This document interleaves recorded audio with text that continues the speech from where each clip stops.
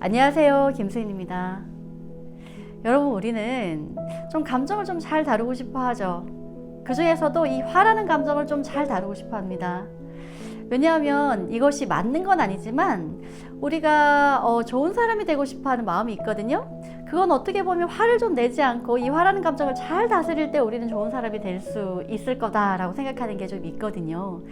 반대로 우리가 화를 잘 못 다루게 되면은요, 화를 내고 시원해하기보다는 난 참 좀 그런 사람이야, 좀 모질라, 좀 별로야, 이렇게 생각하면서 자신을 조금 이렇게 비하하는 모습을 보게도 되죠. 그렇다면 이 화라는 감정은 왜 생길까요? 굉장히 여러 가지 이유가 있겠지만 오늘은 크게 5가지 이유를 통해서 한번 알아보도록 할게요. 첫 번째는요, 자기 기준이 굉장히 강한 사람은 화를 경험할 확률이 높습니다. 자기 기준이 굉장히 강하다라고 하는 것은 뭐냐면요, 자기 기준에 부합하지 않은 그런 행동들에 대해서는요, 틀렸다라고 볼 확률이 굉장히 높거든요. 그러다 보니까 우리가 틀렸다라는 것에 대한 받아들이는 수용 능력이 굉장히 떨어질 확률이 높습니다. 그래서 화를 좀 자주 경험하게 되죠. 그리고 두 번째는요, 이 정도는 기본이다 라고 생각하는 경우가 참 많습니다. 우리가 기본이라고 생각하는 것은요, 우리가 받아들일 수 있는 이 마지노선에 있는 한계점이 있다는 뜻이거든요. 그러다 보니까 이 한계점을 넘어서는, 이 범위를 넘어서는 행동에 대해서는 야, 개념 없다, 상식도 안 된다, 아니면 정말 기본도 없구나 라고 생각을 하다 보니까 이 상황과 상대에 대해서 우리가 받아들이는 게 굉장히 서툴고 화라는 경험을 하게 될 확률이 높습니다. 그리고 세 번째는요, 내 욕구가 굉장히 강할 때, 내 욕구만 굉장히 강할 때 우리는 이 욕구를 충족시켜주지 못하는 상황과 그 상대방에 대해서 무시라고 생각을 하면서 굉장히 화를 경험하게 됩니다. 사실은요, 우리 각자에게는 욕구라는 게 있거든요. 그리고 우리 각자는 자신의 욕구를 충족하기 위해서, 그것을 지키기 위해서 말이나 행위를 하게 돼 있어요. 근데 이때 자기의 욕구만 강하게 생각하게 되면은요, 상대방의 욕구에 대해서 들여다볼 여지가 없습니다. 그리고는 욕구에 대한 이분법적인 사고 때문에 야, 왜 나를 무시하지? 가 되고요. 그럼 무시다가 나는 굉장히 화를 경험하게 될 확률이 높죠. 그리고 네 번째는요, 이 화를 자주 내는 사람은 내가 다 알고 있다라고 조금 착각하는 경우가 많아요. 내가 모르는 것이 있지 않을까라고 생각하기보다는요, 다 알고 있기 때문에 내가 그 알고 있는 상황에서 판단을 해버려요. 이 판단이라는 것은 옳고 그른 것을 구분하는 거거든요. 그러다 보니까 이 판단에 따른 그른, 옳지 않은 이 상황에 대해서 우리는 화를 경험하게 될 확률이 높습니다. 그리고 마지막은요, 이 감정을 좀 세분화하고 잘 알아차리고 그것에 대해서 건강하게 표현하는 것이 중요한데, 우리가 감정을 잘 알아차리지 못하고 세분화하지 못하면 모든 것을 나를 지키고 나를 표현하는 것에 있어서 원만하지 못할 때 화라는 것으로 표현해버릴 확률이 높습니다.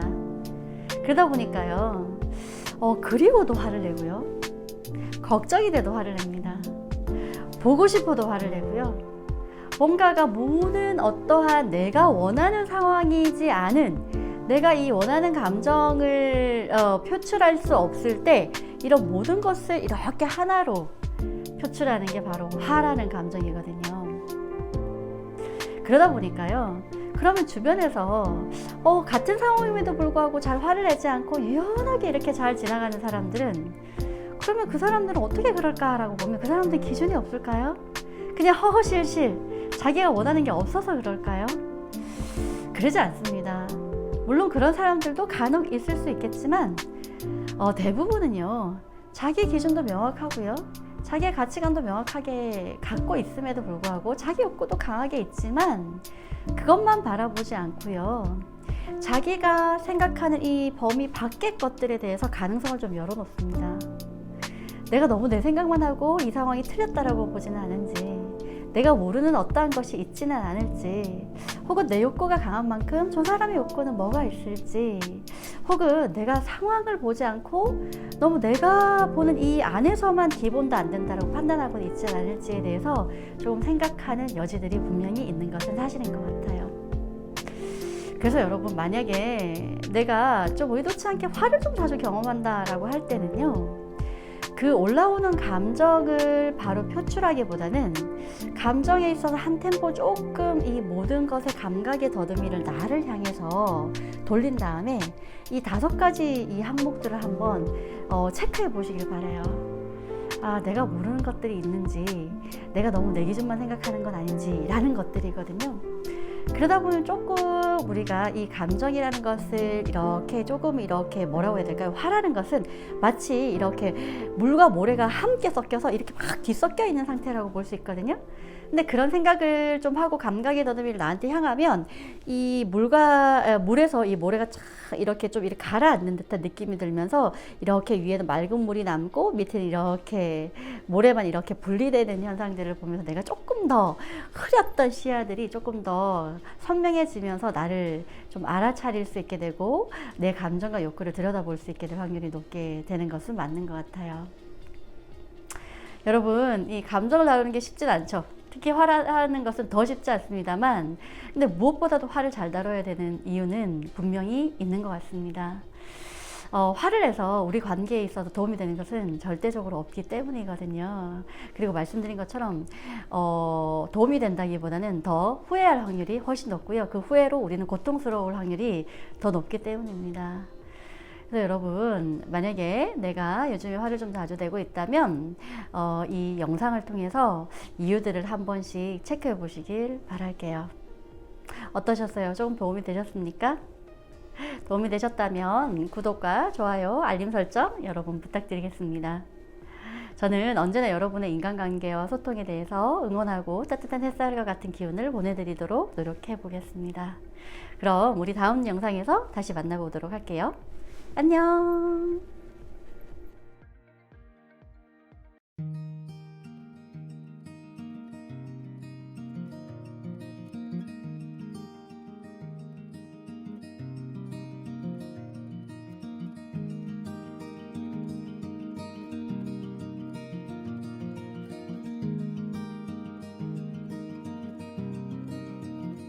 Oh, girl, it must be you again. You have gone straight to my head. Take the pills and go to bed, but I'm still hooked on this. Well, you are sacred in a way. I don't know God, but still have faith that He will manifest some way when I am next to you.